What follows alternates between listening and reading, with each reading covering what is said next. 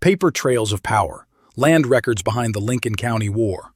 If you follow the deeds instead of the gun smoke, a different Lincoln County War emerges, one driven by credit, collateral, and consolidation. The entries below trace how a tight network, Murphy, Dolan, Catron, Spiegelberg, Garrett, Lee, Fritz, Rosenthal, and later the big cattle combines, moved land and leverage across Lincoln and the Pecos. Welcome to our deep dive into the Lincoln County War.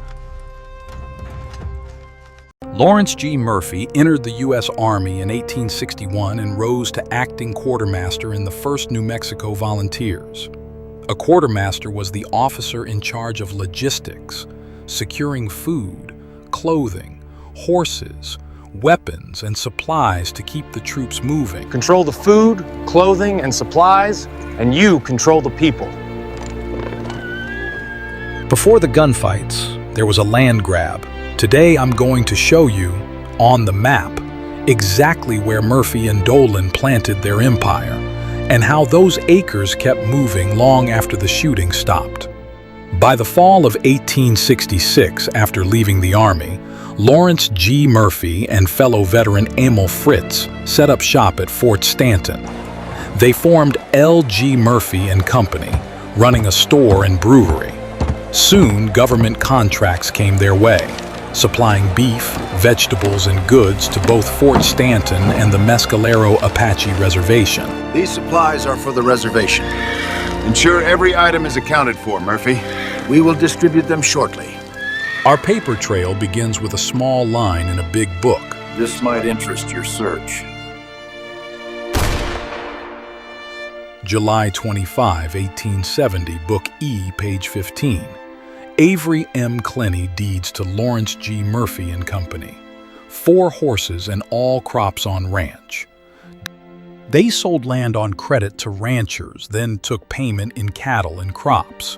Those same cattle and crops were turned over to the government supply contracts, feeding soldiers and the reservation.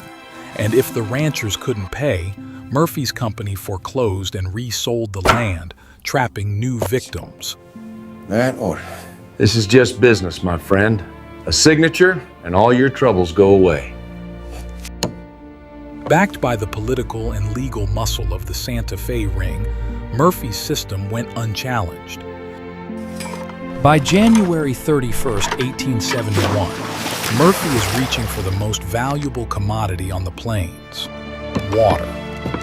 Book E27 shows an agreement to sink an artesian well with Andrew Loomis and James Robertson. Water meant year-round forage, more cattle, and leverage over neighbors who had to buy what Murphy could flow. Water meant year-round forage, more cattle, and leverage over neighbors who had to buy what Murphy could make flow. By mid-1872, Murphy starts locking down the Rio Bonito. On December 21, 1871, William Brady quitclaims him a $1,000 slice of Walnut Grove on the Bonito. Control of that riparian strip means water, grass, and a choke point near Lincoln. Weeks later, Murphy tightened his supply chain. On October 25, 1872, John Riley transferred a herd directly to him. Yearlings, 50 young horses, 9 mature horses, and 360 head of cattle. Book E, page 56. Cattle flowed in, contracts flowed out. In 1873, you can see the cash and credit gears turning. Murphy mortgages 160 acres at San Patricio with Alta Gracia and Manuel Antonio Gutierrez. Book E, page 66. Then pledges the Filipovsky Ranch for $695.40. Book E, page 81. By April 3, 1874, he quitclaims that tract back to the Filipovskys. Book E, page 105. A quick flip through the mill. Spring 1874 is a land grab along the Fort Stanton corridor. Murphy takes the Lalone 160-acre ranch. Book E, page 109 recorded as Leland. The Tideman Ranch from Francisca and Losade Anderson, Book E, page 122, and the Baca Ranch east of Fort Stanton on the Bonito, Book E, page 125. One by one, the holdings line up along the road that feeds his government contracts. In June of 1875, Murphy secures another piece of ground, a quitclaim deed from Florencio Gonzalez, covering part of Section 19 in Township 10 South, Range 17 East. Each small slice added up, tightening Murphy's hold along the Bonito and Capitan corridors. And in the records, we find a curious echo, a warranty deed indexed much later under 1975, tied back to an 1875 filing. It lists all cattle located in the Capitan Mountain on Agna Azul Ranch.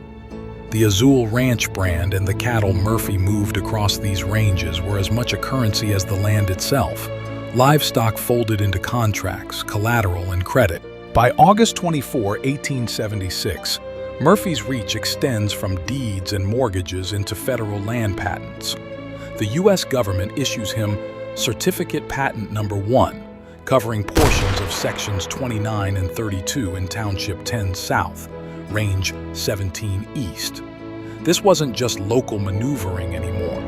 Murphy now held Washington's ink on his side, a title signed into the record. By December of 1876, Murphy is expanding again. A deed from John D. Bale delivers him 40 acres in Section 29, Township 9 South, Range 16 East, the very ground that would anchor the town of Lincoln itself. With both federal patents and private purchases, Murphy's empire stretched from the Bonito to the Capitan and into the heart of the valley. Every acre, every drop of water, every hoof, it all runs through my hands.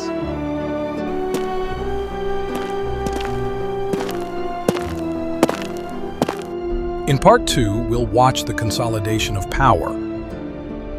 Murphy stepping aside for Dolan, McSween rising as a rival. The law is the law, and no man is above it. Catron waiting to scoop up land, Fritz and Brady still in play, and Garrett stepping onto the stage. If you've been following the chain of deeds so far, you won't want to miss how it all unravels. Make sure to like this video, subscribe to the channel, and hit the bell so you're ready when Part 2 drops. Cut!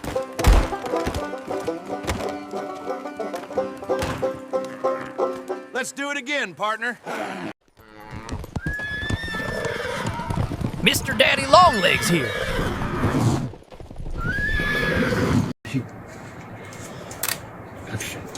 Hold on tight, here comes another giant.